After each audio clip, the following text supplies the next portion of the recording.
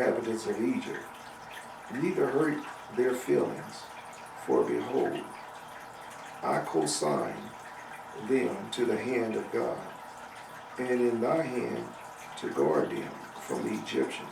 And the sons of Jacob answered their father, saying, O our father, all that thou hast commanded us, so we will do. May God only be with us. And Jacob said unto his sons, so may God be with you, when you keep all his ways. Turn not from his ways, neither to the right or to the left, in performing what is good and upright in his sight. For I know many and grievous troubles will befall you in the latter days in the land.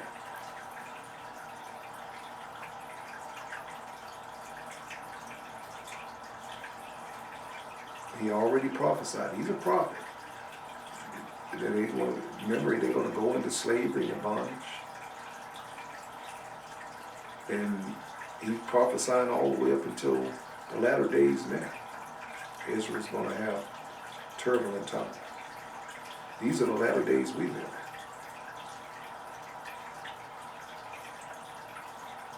in. The Roman period, all that, the latter days. Hitler, the latter days. Right now, Palestine, Iran, Syria, and Russia, the latter days. For I know that many grievous troubles will befall you in the latter days, many in the land. Yea, your children and children's children only serve the Lord, and he will save you from all trouble. And it shall come to pass, when ye shall go after God to serve him, and he will teach your children after you, and your children's children, to know the Lord. And then will the Lord raise up unto you your children a servant from amongst your children, and the Lord will deliver you through his hand from all affliction. That's Moses he's talking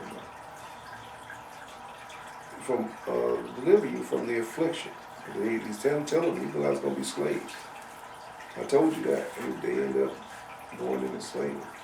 A servant from among your children, and the Lord will deliver you through his hand, Moses, all affliction, and bring you out of Egypt, and bring you back into the land of your fathers to inherit it. So he's telling them here, it's written in their books. That's why God was so upset and angry with that bunch, because it's all written. Everything that they was going to go through, and God was going to raise them up, Moses, to deliver. And that's why God ended up killing 2.25 million and destroying their bones in the wilderness because of this faith. Pistis, faith going in reverse. They tempted God 10 times where he said, enough with you. Wipe you out and bring your children into the land. Since you accuse me of bringing them out here to kill them. It's a lesson to be learned for us. To trust God's word through the hard times. And they couldn't do it. And Jacob ceased commanding his sons, and he drew his feet into the bed. He died and was gathered to his people.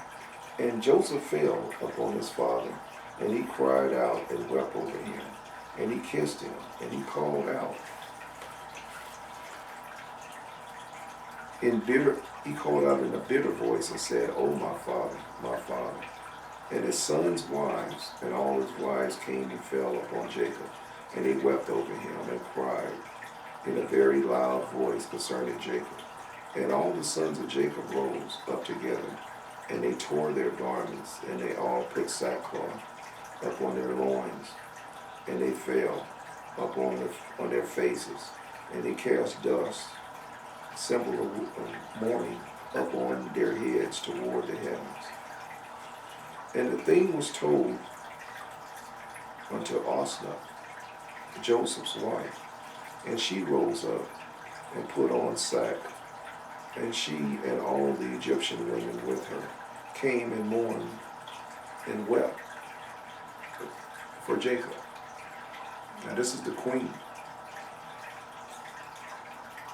She got in on the act. And also all the people of Egypt who knew Jacob came all that day when they heard this thing. And all Egypt wept for many days. They shut down the whole government behind the Hyksos king Jacob.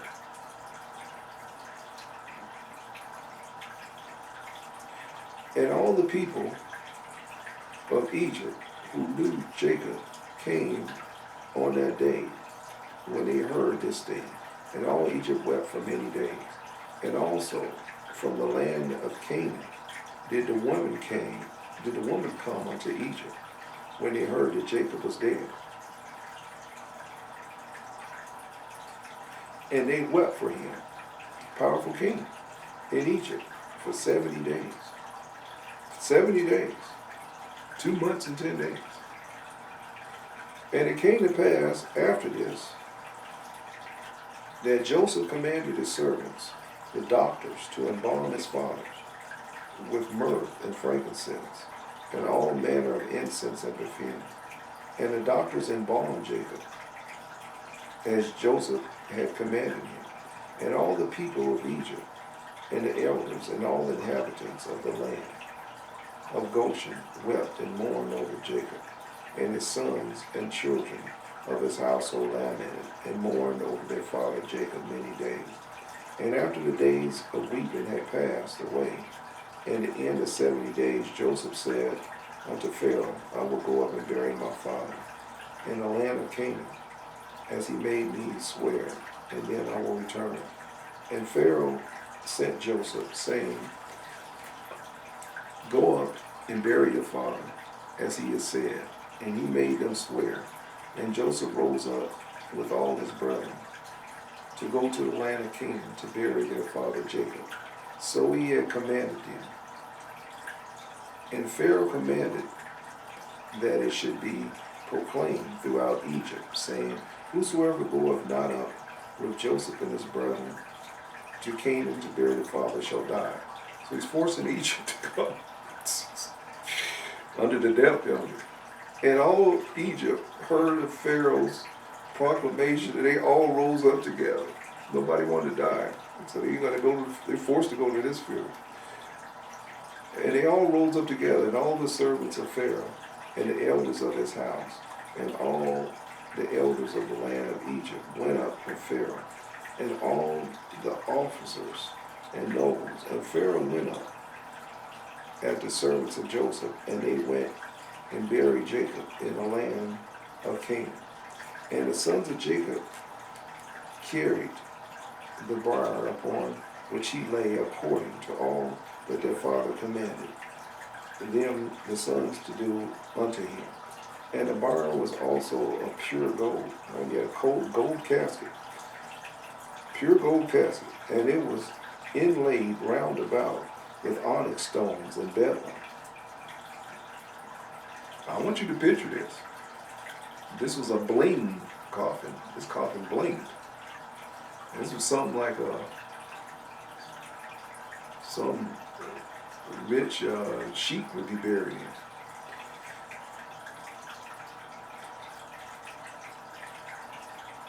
in. And it was inlaid round about with onyx stones and beryl. And the covering of the briar was gold woven work, joined with threads. Over them were hooks of onyx stones and beryl. Imagine this royal coffin. Now I bet you that was, the tomb raiders would love to get this. And Joseph placed upon the head of his father Jacob a large golden crown, and he put a gold scepter in his hand, buried with a crown. Well, you know that this would be the money load for tomb robbers. That's what they look for. Just this kind of stuff here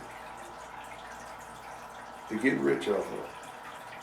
And they surrounded the bar as it was custom of the kings according to their lines. And all the troops of Egypt were before him in array. You got the army of Egypt marching before this coffin at first, and all the mighty men of Pharaoh, and the mighty men of Joseph, and after them the rest of the inhabitants of Egypt. And they were all girded with swords, and equipped with coats of mail, and trappings of war were upon them. And all the weepers and mourners went at a distance opposite to the bar, going and weeping and lamenting. And the rest of the people went after the bar. And Joseph and his household went together near the bar, barefooted and weeping. And the rest of Joseph's servants went around him. Each man had his ornaments upon him, and they were all armed with weapons of war.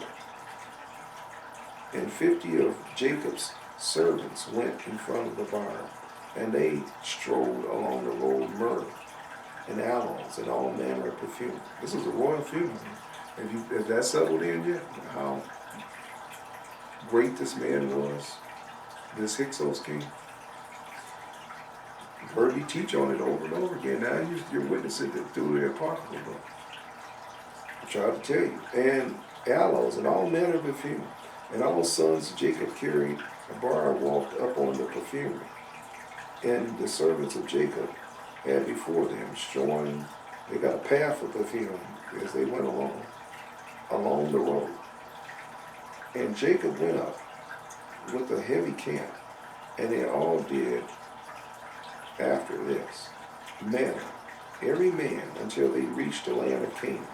And they came to the threshing floor of Atad, which was on the other side of Jordan. And they mourned an exceeding great and heavy mourning in that place. Threshing floor is always a symbol of weeping. When you beat the wheat from the shaft.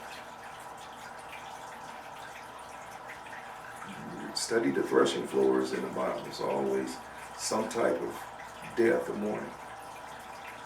That's related to a threshing floor.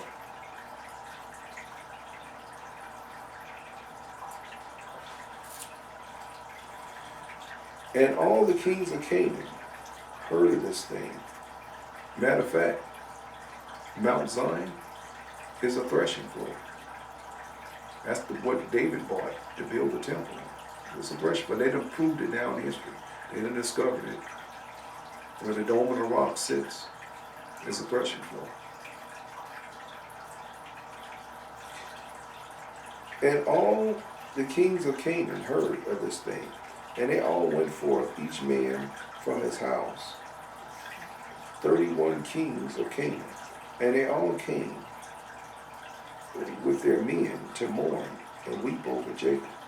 And all these kings, nothing but kings here. This is a royal wedding. Told you. And all these kings beheld Jacob's bar, and behold, Joseph's crown was up on it. And they all put their crowns upon the bar and encircled it with crowns. And all the kings made in that place a great and heavy mourning with all the sons of Jacob and Egypt. For all the kings of Canaan knew the valor of Jacob and his sons. And the report reached Esau, saying, Jacob died in Egypt, and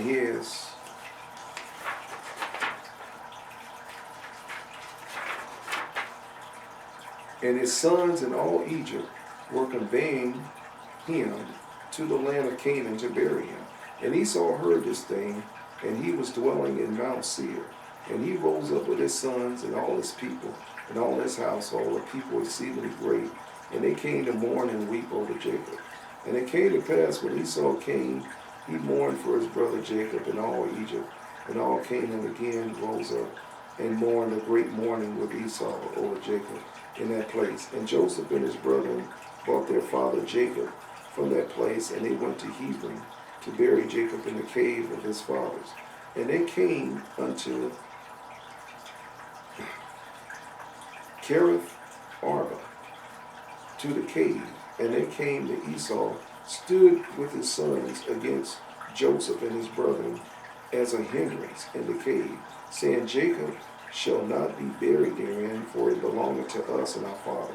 Now, you remember he had them sign a notarized statement that he purchased that land in that cave. And he gave, in exchange, when Isaac died, he gave him all the jewels, all the wealth, and he just took the land.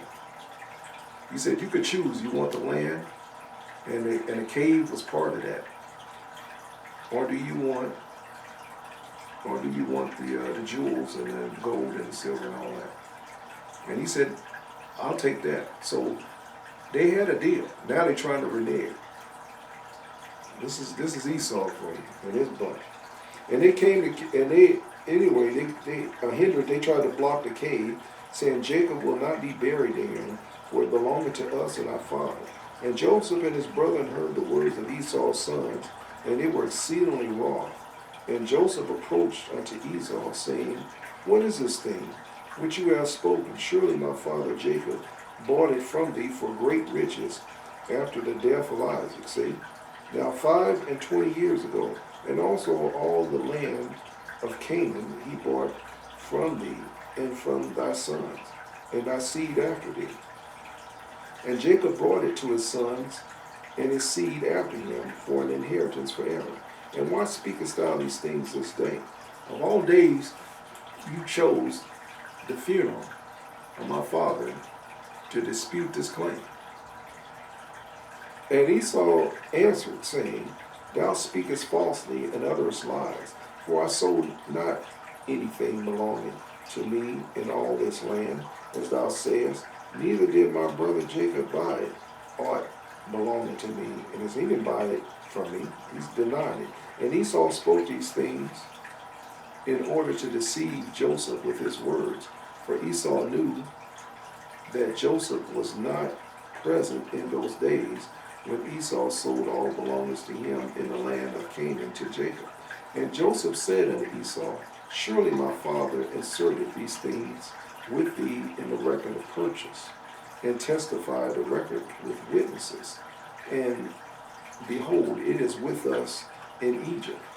And Esau answered, saying unto him, bring the record, all that thou wilt find in the record, so we will do.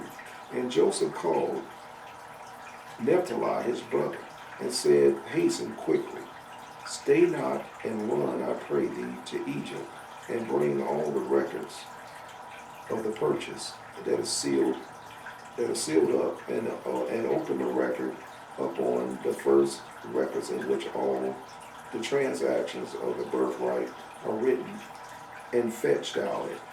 Bring us specifically the record, the deed to the land, not all the stuff, but that specifically. And thou shalt bring them unto us hither, that we may know from them all the words of Esau and his sons which they spoke this day. And Naphtali hearkened to the voice of Joseph, and he hastened and ran to go down to Egypt. And Naphtali was lighter on foot than any of the stags that were up on the wilderness. He ran like a deer, or he ran like a mountain goat. And he would go up on the ears of corn without crushing it. I know that's hard for us to believe, that he could run up on some ears of corn and not even, he was so light on his feet, not even crush the corn. He was swift and light-footed. That was his gift. And when Esau saw that Naphtali had gone to fetch the records, he and his sons increased their resistance against the cave. And Esau and all his people rose up against Joseph and his brethren to battle. And all the sons of Jacob and the people of Egypt fought with Esau and his men and the sons of Egypt. So he wasn't even interested in seeing proof. He just tried, he's so full of hate and jealousy and envy. He wanted to